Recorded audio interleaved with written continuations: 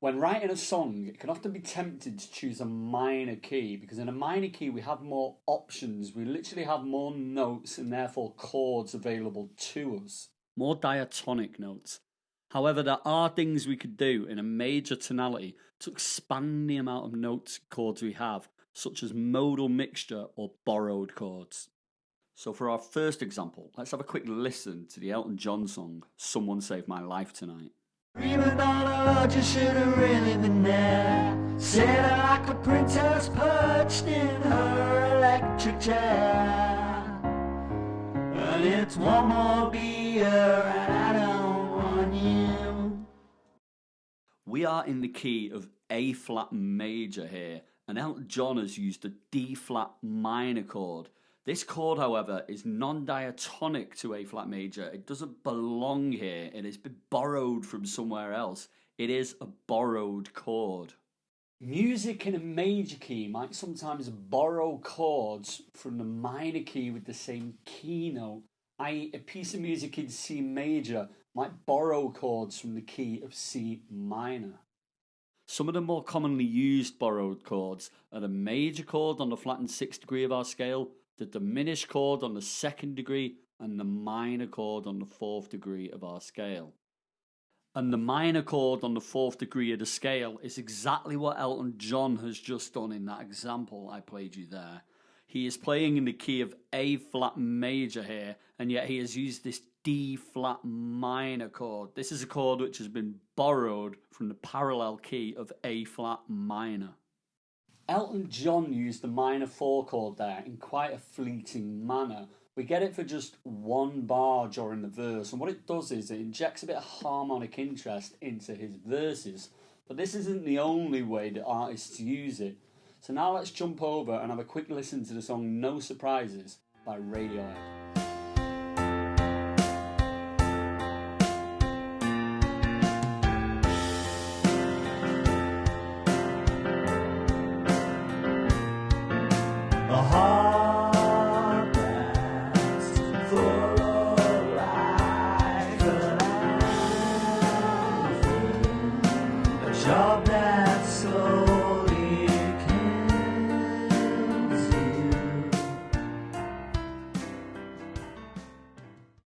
Where Elton John used the minor 4 chord to add a little colour and variation to his song, while Radiohead have gone the other way. They very much made this minor 4 chord a feature of the entire song.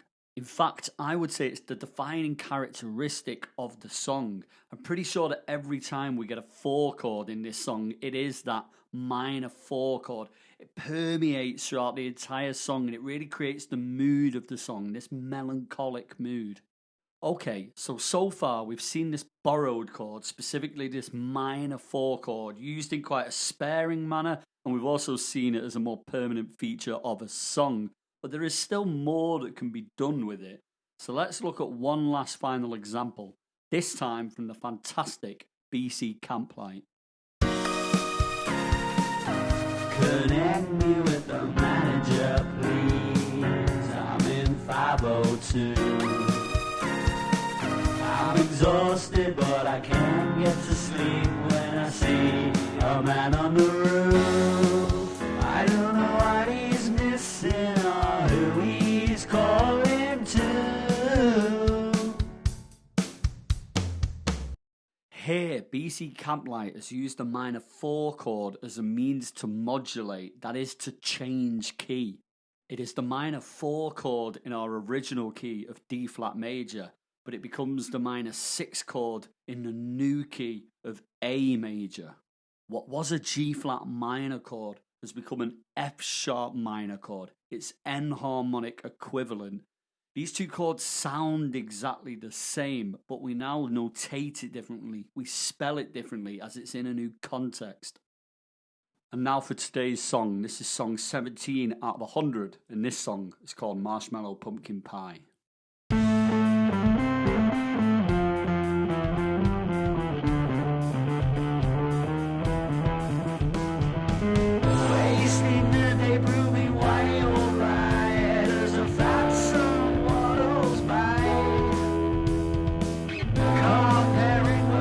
Stress is land of comes from a sun-blinded eye, but I'm not sure that it's not sure. Even if I get the gist at all, I have a way of misreading a double negative. What does that mean? Boy, like going toe to toe with a millipede. Surely War and Peace would be easier to read. Terms and phrases I would never use, spelling words slightly differently. Comparing food that we wouldn't eat, marshmallow, pumpkin, beefsteak, and kidney. But I'm not sure that it's not sure. Even if I get the gist at all, I find it hard to understand if double negative means twice as bad. Or like going toe to toe with a millipede. Only War and Peace would be easier to read. Or like going toe to toe with a millipede. Surely War and Peace would be easier to read.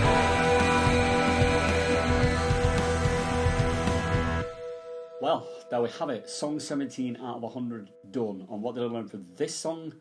That we could get inspiration from our songs from pretty much anywhere. This song was inspired by a quote, that quote being England and America, two countries separated by a common language. Now that's always a quote I've attributed to Oscar Wilde. But when I looked the quote up online, I saw there was some debate around this. Some people indeed did think it was Wilde, while others thought it was George Bernard Shaw. We have a bit of conflict there. And conflict is a good thing. It's a good thing for storytelling. And songwriting is storytelling, or at least it can be.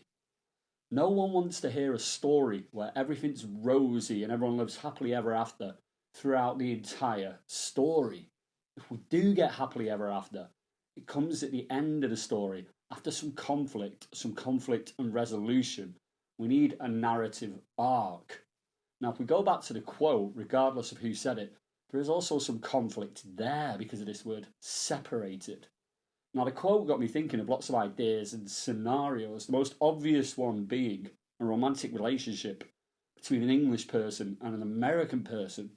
I love this idea also of the same but different, or apparently the same, like in our scenario here, but yet we scratch beneath the surface and we have difference, we have conflict, we have story. And all of these lyrics and scenarios and ideas came about from one quote of about 9 or 10 words in length. So we need to keep our eyes and ears open as there is inspiration all around us. I hope you enjoyed this video and I hope you got something out of it. If you did, please like and subscribe. Please join me in the next video and the next song.